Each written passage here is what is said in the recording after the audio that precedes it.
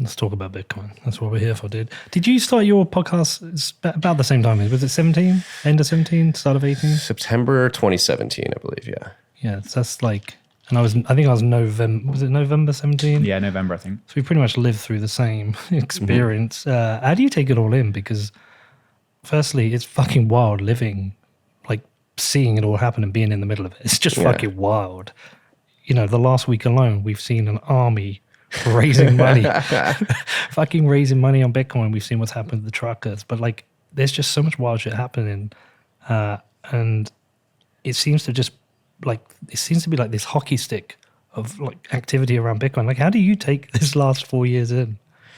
I mean, it's been a wild ride for me personally. I mean, when I started the podcast, I was at Barstool Sports, selling podcast advertisements across their suite of podcasts on their network.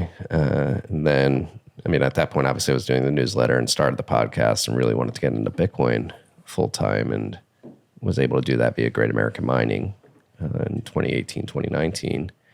Then got into the mining industry, and it's surreal to see what has happened since the summer, fall, winter of 2017, 2018, because I mean, Bitcoiners have been talking about this happening since forever, since not forever, but since the network launched. Like if you go back to bitcointalk.org, a lot of the scenarios that have played out in reality were discussed there. Like, yeah, there will be a point in time where the central bank, like after 2008, obviously they're printing a bunch of money. They're going to continue printing money. And of course that's happened.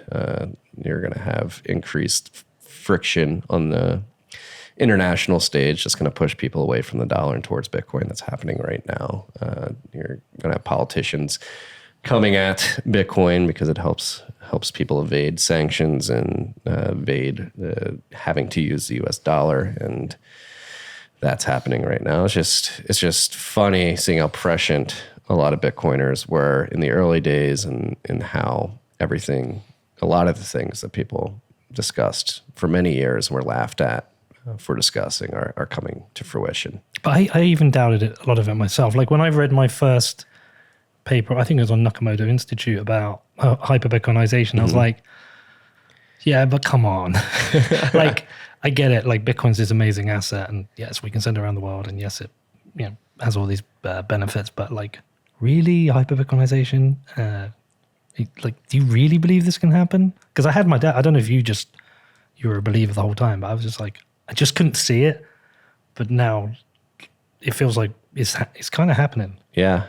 And I think going back to the Nakamoto Institute, I think the precursor to hyper-Bitcoinization is the speculative attack, that piece that Pierre wrote. And we're witnessing speculative attacks happening in many ways, whether it be El Salvador putting Bitcoin on their balance sheet and making it legal tender and going pretty all in, or you see Michael Saylor and other CEOs now putting it on their balance sheet, issuing cheap dollar debt to buy Bitcoin, to speculative attack the dollar's inevitable debasement.